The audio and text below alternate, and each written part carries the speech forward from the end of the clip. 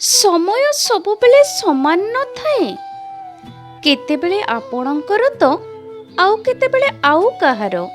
ତେଣୁ ମଣିଷ ଜୀବନରେ ଗର୍ବ ଅହଙ୍କାର କରିଲେ କିଛି ଫାଇଦା ନାହିଁ। ଏକଥା ମୁଁ ମଧ୍ୟ ଜାଣିଛି କି ଜଳବାୟୁର ମଧ୍ୟ ପରିବର୍ତ୍ତନ ହୋଇଥାଏ, କିନ୍ତୁ ଏଠି ମଣିଷର ବଦଳି ଯିବାର ଦେଖି ଜଳବାୟୁ ମଧ୍ୟ ଆଶ୍ଚର୍ଯ୍ୟ। ଦୁନିଆରେ ଯେତେ ତୀର୍ଥ ବୁଲିଲେ ଆଉ ଯେତେ ଓଷା କଲେ ବି ବାପା ଆଉ ମାଙ୍କ ସେବା ଠାରୁ ଆଉ କୌଣସି ସେବା ବଡ଼ ନୁହେଁ। ଆଜିକାଲି ମଣିଷକୁ ବୁଝିବା ବହୁତ କଷ୍ଟ, କାହିଁକି ନା ଏମାନଙ୍କ ମୁହଁରେ ମିଠା କଥା ଆଉ ମନରେ ବିଷ ଭରି ରହିଛି। କେବେ କାହାକୁ ଦୁଃଖ ଦିଅନ୍ତୁ ନାହିଁ, କାରଣ ଦେଇଥିବା ଦୁଃଖ ନିଜ ପାଖକୁ ଦିନେ ନା ଦିନେ 1000 ଗୁଣ ହୋଇ ଫେରିଆସେ। ଦୁଃଖ ପାଇଁ ଭଗବାନଙ୍କୁ ଦୋଷ ଦିଅନ୍ତୁ ନାହିଁ, କାରଣ ଭଗବାନ ତୁମ ପଛରେ ବି ତୁମର ମଙ୍ଗଳ ହିଁ ଚିନ୍ତା କରିଥିବେ। ବାସ୍ ନିଜ ମନକୁ ପରିବର୍ତ୍ତନ କରିଦିଅ, ଦୁଃଖ ଆପେ ଆପେ ପରିବର୍ତ୍ତନ ହୋଇଯିବ।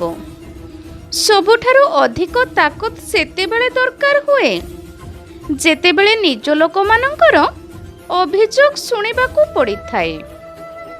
କେଉଁଠି ନା କେଉଁଠି କର୍ମଫଳର ଭୟ ସମସ୍ତଙ୍କର ଥାଏ, ନହେଲେ ଗଙ୍ଗା ନଦୀରେ ଏତେ ଭିଡ଼ କାହିଁକି? ଯିଏ କର୍ମକୁ ବୁଝି ସାରିଛି ତାକୁ ଧର୍ମକୁ ବୁଝିବାର ଆବଶ୍ୟକତା ନାହିଁ।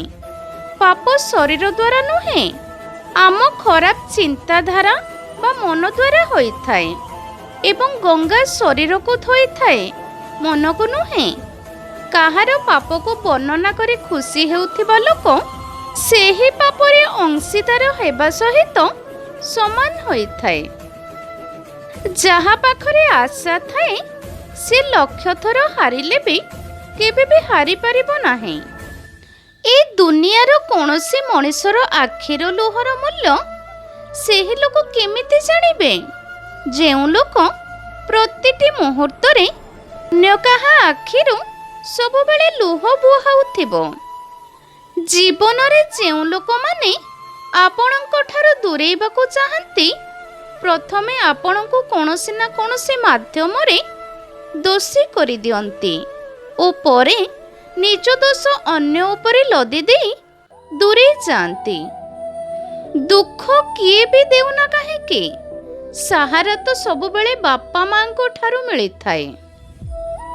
ଝିଅ ପର ନୁହେଁ କି ପର ଧନ ନୁହେଁ, କାହିଁକି ନା ଧନ ତ ଖର୍ଚ୍ଚ ହୋଇଯାଏ, କିନ୍ତୁ ଝିଅ ଏମିତିକା ମୂଲ୍ୟ ଅଟେ ଯିଏକି ଦୁଇ ପରିବାରକୁ ଗୋଟିଏ ମାଳରେ ଯୋଡ଼ି ରଖେ।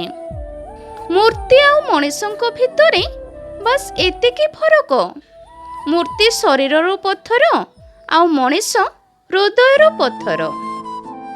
ଲୁହକୁ ଏଠି କେହି ଦେଖନ୍ତିନି, ଆଉ ଯଦି କେହି ବି ଦେଖନ୍ତି କେହି ଚିହ୍ନନ୍ତିନି। ମିଛ ହସ ହେଉ ପଛେ ହସିବା ବହୁତ ଭଲ, କାରଣ ଦୁଃଖକୁ କେହି ଆଦର କରନ୍ତିନି। ସମସ୍ତେ କୁହନ୍ତି ଦୁଃଖ ଆଜି ଅଛି, କାଲିକି ସୁଖ ନିଶ୍ଚୟ ଆସିବ, କିନ୍ତୁ ମୋ ଜୀବନରେ ଖୁସି କ'ଣ ମୁଁ ଆଜି ପର୍ଯ୍ୟନ୍ତ ଜାଣିପାରିଲି ନାହିଁ। ଯଦି ବି ଜୀବନରେ କିଛି ପାଇଛି ସେଇଟା କେବଳ ଲୁହ। ଯିଏ ମନର କଷ୍ଟକୁ କାହା ଆଗରେ ପ୍ରକାଶ କରିପାରେ ନାହିଁ ତାକୁ କ୍ରୋଧ ଅଧିକ ଆସିଥାଏ। ଜୀବନକୁ ନେଇ ଆପଣ କେବେ ବି ଅଧିକ ଚିନ୍ତା କରନ୍ତୁ ନାହିଁ। ଏହା ଜୀବନ, ଏଠି ତାହା କରିବା ପାଇଁ ପଡ଼େ ଯେଉଁଠି ଆପଣଙ୍କର ଇଚ୍ଛା ନଥାଏ।